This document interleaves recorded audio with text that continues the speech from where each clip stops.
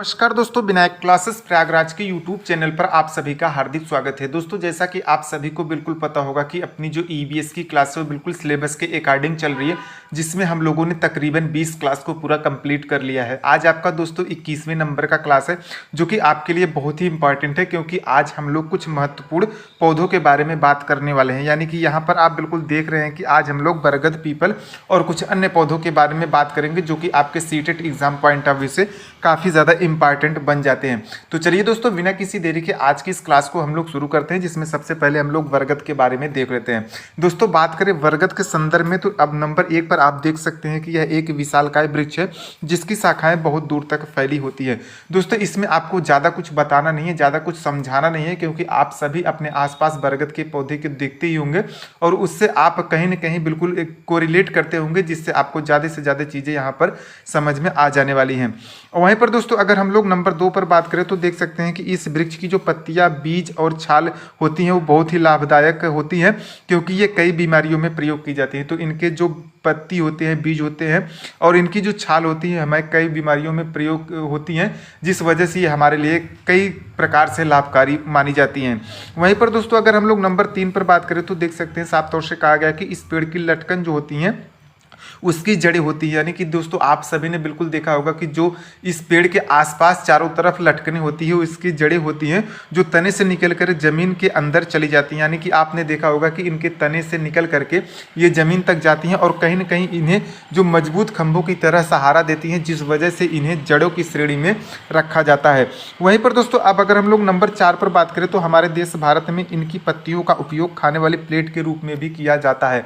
हालांकि दोस्तों, अब ये आपको बहुत कम देखने को मिलता है, लेकिन पहले के समय में इनकी पत्तियों का जो है खाने के लिए प्लेट बनाया जाता था, जिसका इस्तेमाल हम लोग शादी विवाह एवं अन्य अवसरों पर करते थे। तो दोस्तों, देख सकते हैं कि बरगद से जुड़ी जो भी जानकारी थी, जो कि आपके CTET exam point of view से इंपॉर्टेंट थी, उन सभी को हमने बिल्कुल यहाँ पर नोट कर लिया है। उम्मीद करते हैं कि आप सभी पेपर और पेन के साथ बैठे होंगे और आप साथ साथ चीज़ों को नोट डाउन भी करते होंगे।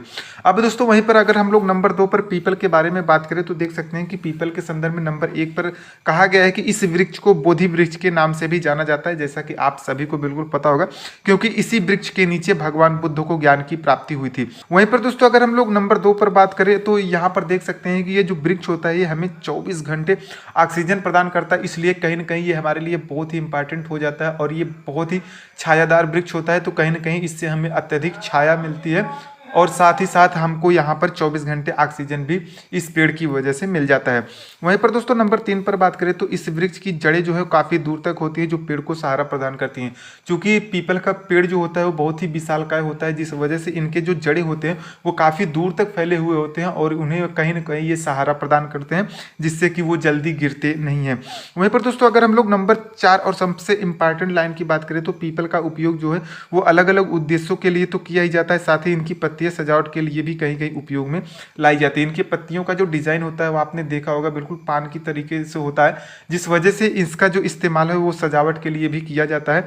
और आप कह सकते हैं कि पीपल हमारे लिए बहुत ही उपयोगी, जैसा कि आपने ऊपर देख लिया कि ये हमें 24 घंटे ऑक्सीजन प्रदान करता है। अब वहीं पर दोस्तों, नंबर 3 और सबसे इंपॉर्टेंट टॉपिक की बात करें रेगिस्तानी ओक की, जो कि आपके इस सीटेट एग्जाम में बार बार पूछ लिया जाता है। ये आपका बहुत ही इंपॉर्टेंट टॉपिक है, तो आपसे बस यही गुजारिश करते हैं कि आप इन चीज़ों को नोट डाउन करते चले, ताकि आपको जब एग्जाम टाइम में रिवीजन करना हो तो आपको थोड़ी सी सहूलियत मिल सके। दोस्तों, बात करें रेगिस्तानी ओक के संदर्भ में विस्तार से, तो नंबर 1 पर देख सकते हैं कि यह पेड़ ऑस्ट्रेलिया में पाया जाता है, जिसकी ऊंचाई औसतन 10 से 12 फुट की होती है। ये दोस्तों आपसे बार बार पूछा जाता है कि रेगिस्तानी ओक कहाँ पाया जाता है। आपका कोई भी सीटेट का पेपर उठाकर देख लीजिए, उसमें आपको ये क्वेश्चन देखने को मिल ही जाएगा। तो यह जो है ऑस्ट्रेलिया में पाया जाता है, जिसकी औसतन ऊंचाई 10 से 12 फुट होती है। नंबर 2 पर बात करें तो इस पेड़ की जड़ें जो है वो बहुत कम पाई जाती हैं।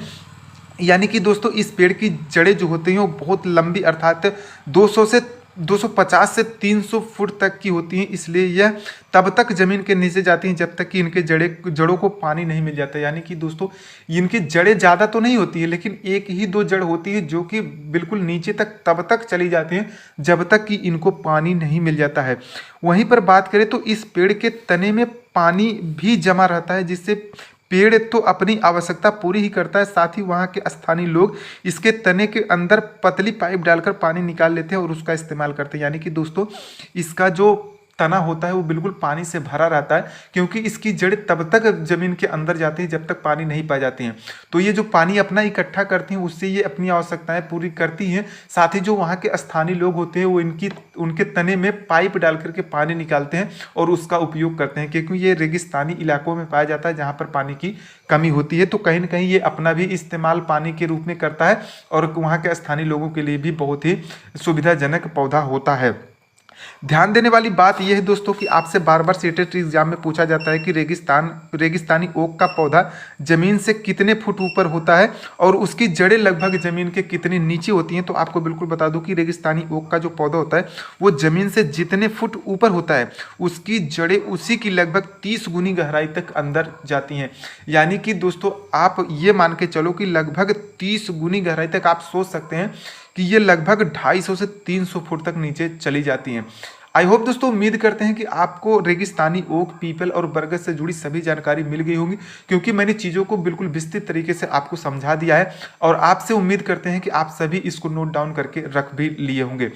तो दोस्तों उम्मीद करते हैं कि आज की वीडियो आपके लिए बहुत ही अच्छी रही होगी। वीडियो यदि आपको अच्छी लगी हो तो वीडियो को एक लाइक जरूर कर दे, वीडियो को ज़्यादा से ज़्यादा उन दोस्तों के पास शेयर भी कर दे जो आपके साथ सीटेट एग्जाम की तैयारी कर रहे हैं। और अगर अभी तक चैनल आपने सब्सक्राइब नहीं किया तो चैनल को सब्सक्राइब भी कर लीजिए, ताकि हम जब भी वीडियो अपलोड करें तो उसकी सूचना आपको तुरंत मिल जाए। पूरा वीडियो देखने के लिए आप सभी का बहुत बहुत धन्यवाद। मिलते हैं फिर किसी नए वीडियो में किसी नए टॉपिक के साथ, तब तक के लिए नमस्कार।